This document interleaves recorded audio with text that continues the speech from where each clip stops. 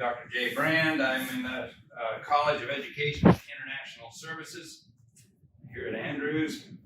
Haven't been around much lately, but still here we are. It's good to be back, and it's great to have all of you here.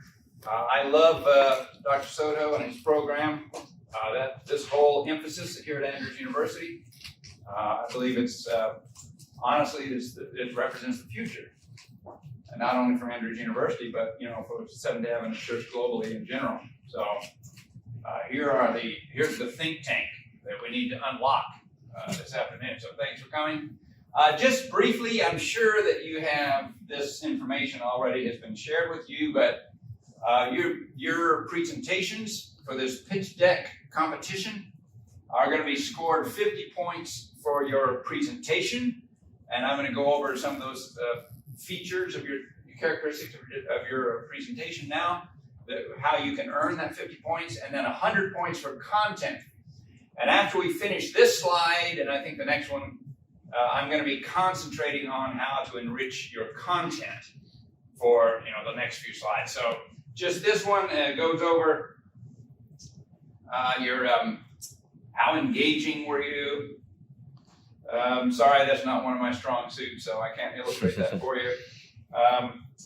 Good eye contact, and I just had surgery a few months ago for a retinal detachment, and I just had a doctor's appointment this morning, and they dilated my pupils to look at how it's going. So I'm not sure I'll be able to maintain very good eye contact because all of you are kind of blurry. But anyway, we'll do our best. Spoke clearly. Hopefully, the Lord will help me with my articulation. Enthusiastic. You have a great idea. If it's not meaningful to you, why should it be meaningful to anyone else? Finally, transition well between your slides, so an integrated, coherent presentation. You might be doing, you might not use slides, you might use different stations or whatever your approach. But that's just talking about the coherence, the integration of your presentation. And of course, not surprisingly, here's the way each of those categories are going to be scored. So this is a possible 50 points for your presentation. And then just, again, brief reminder, you'll have 7 minutes total. And every 30 seconds that you go over, you'll lose 5 points. And at 10 minutes, they have the little hook. Literally pull you off the stage. So you don't want to hit that deadline. Okay, so now a good pitch has kind of two things, and you need to sort of help the audience understand how those two things are related: a focus and a context. What do I mean by that? Well, the focus, is unsurprisingly what you're proposing: some gadget, some tool, some device, some way to do something better, maybe a more cost-effective way to brush your teeth. Delight somebody with supper. You're used to supper like this, cold pizza. I've got something that's going to make it a romantic evening, that sort of thing. So it either needs to save somebody money, save somebody time, or increase the pleasure of their experience. So focus is the thing. What is it? Product, service, gadget, tool, whatever. Now, that has a context. And there's an immediate personal context, which is just how do you use it? What does it do? That sort of thing. So the personal, immediate experience of this thing. But also, sometimes people forget about this one, the societal context. What are your society's cultural preferences and values? What's currently ascendant in people's minds? How are people changing from one generation to the next? What are those trends like? And I'm a scientist. Dr. Soto is as well. So we're kind of careful about data and the quality of evidence and all this sort of thing. And so I was kind of skeptical when I heard about Futurism. I do laboratory science. Not test tubes, but I'm an experimental psychologist. So Dr. Bailey, I don't know if you know Dr. Carl Bailey. He's sort of what I want to be when I grow up. So Yeah, that kind of a guy. So that's kind of me. And so I'm very careful scientist and everything. So when I had the privilege of serving on the National Board of Directors for the American Institute of Architects way back in 2005, 2006. And I was also on two subcommittees, the Strategic Planning Subcommittee and the Marketing Promotion Subcommittee. So we looked at the brand of AIA and this sort of thing, and whether they had a great marketing and promotion and stuff like that. In that experience, in the strategic planning group, we had the opportunity to hear about futurism. Now, as inventors, I would recommend that you find a great futurist newsletter to subscribe to. Now, like I say, I'm a scientist, and so when I first heard about futurism, it said, essentially you're guessing about the future. You're speculating about where things are going to go. Give me an idea about what Chicago is going to look like in 10 years, that kind of thing. And I thought, how could you possibly do that? I mean, what are you measuring? The data doesn't exist yet.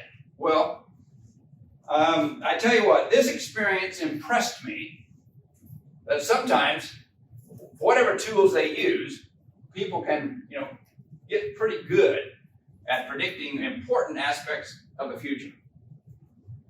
And so futurism, the rigorous approaches to futurism are essentially extrapolating from current trends into the future with some error bars. Sort of like when the Weather Channel tells you where the hurricane is going. Well, it's likely to go, right along the coast, but, then they add the error bars that get wider and wider with time, so your estimation is less accurate the further out into the future you go. So some rigorous approaches to futurism use those kinds of tools, statistical modeling, that kind of thing. But there's some other more subjective, more speculative things, and you really have to use those too because it gives you a richer context within the work. So let me just give you an example. I don't know whether you've heard of Faith Popcorn. This is an actual lady. She's a futurist. And she came to talk to our subcommittee when I was on the AIA board of directors. These folks, they're all very important people. I was very lucky to have the opportunity to be with that group. I'm telling you, these people are luminaries. One guy, his hobby was building and selling $150,000 race cars. So these kind of people. I was just like the understudy. I was just sort of there to listen and learn. But anyway, Faith Popcorn, a futurist, she came and talked to us. Guess what trend? And this was almost 20 years ago, 2005, 2006. You're going to tell me 17 years to be exact, but almost 2 decades. She came up with a trend for the future. She called it nesting. Now remember, it's 17, 18 years ago. Nesting. What she said is, in the future, people are going to love to stay at home and interact with the world through digital technology. Now, Daniel and John the Revelator don't do much better about guessing the future than that. What have we been doing the last 2 years? Hunkering down at home, interacting with the world through digital technology. That's amazing. And she predicted that in just so many words back in 2006. Anyway, just some aspects about that. So this is a trend that she identified toward home-centered living and activities. For example, she anticipated mobile remote work. Home offices would become prominent. People are going to work more and more from home as independent agents and whatever. Designing, developing favorite places, beautiful landscaping has started to become a trend. Pets, and all things pets, coats for pets here in Michigan where it stays cold for so long. You have a little coat you can put on your pet, all that stuff. Quality domestic experience, so improving people's experience in the home. Now let me just contrast this with, I lived in Southern California for 10 years. I taught at La Sierra University and Loma Linda University. And I enjoyed, in fact, I loved California, to be honest with you, but my wife, whom I met in California, is from Michigan. And 5 or 6 years after we got married, she said, you know, hubby, I hate California. I want to move back home. I said, great. Let's look at that prenup agreement and see what we, of course, we didn't have one of those. So I sort of moved back to Michigan with her as a dutiful husband. But in California, people often rent little bitty apartments, like little studio things, because, of course, homes out there are so expensive. And so you essentially go home to go to bed, and then you're gone all day. I mean, you're skiing in the mountains or surfing at the beach, or, you know, you're bird watching, or, you know, whatever we were doing. So the home is just some place to land to rest at night, not to live. Well, this is the opposite. This trend, nesting, is your home is where your heart is, your physical body, your work, everything else. I mean, you're going to nest. You're going to feather this nest, make it a lovely, wonderful, beautiful place to be. You love being there. You love spending time at home. Okay, so luxury, you know, items. So, okay, now already you should be orienting kind of, okay, wow. So, you know, trimming the bushes, brushing my teeth. I mean, anything that happens at home suggests a way that you can improve that gadget or that experience or whatever.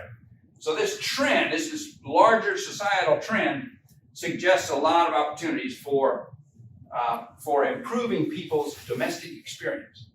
And I just want to give you an example. How many of you heard of Scrub Daddy? Oh, excellent. Oh, okay. Well, so you're keeping up with the trends. Good man.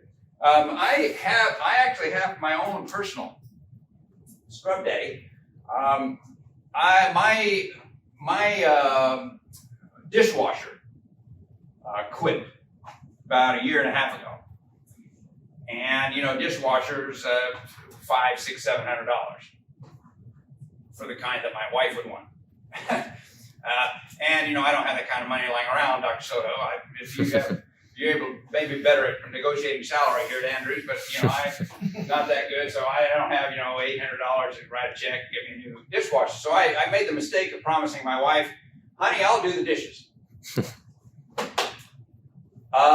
You know, so, and I didn't realize how many dishes two people could use in a day, you know, yeah, the sink and the counter and everything are full almost every day. So, but I want to tell you, and this is true, I'm not just sort of, you know, trying to impress Dr. Soto here today, but I love this thing.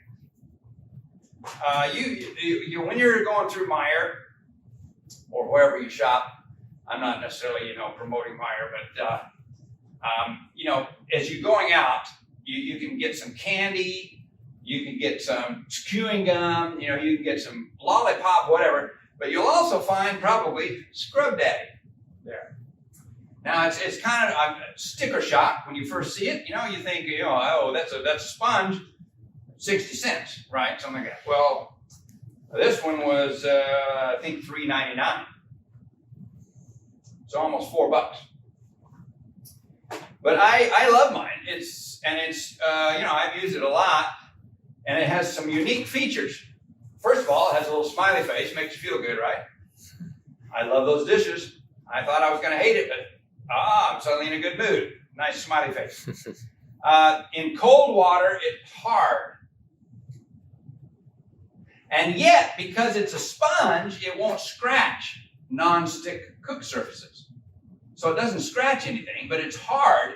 It's like a pumice stone when it's in cold water. You know, it's the kind that old ladies, you know, scrape their heels with and stuff, you know, those hard things. So it's hard. You can, even with just water, you can scrub off a nasty, dirty stove with this thing.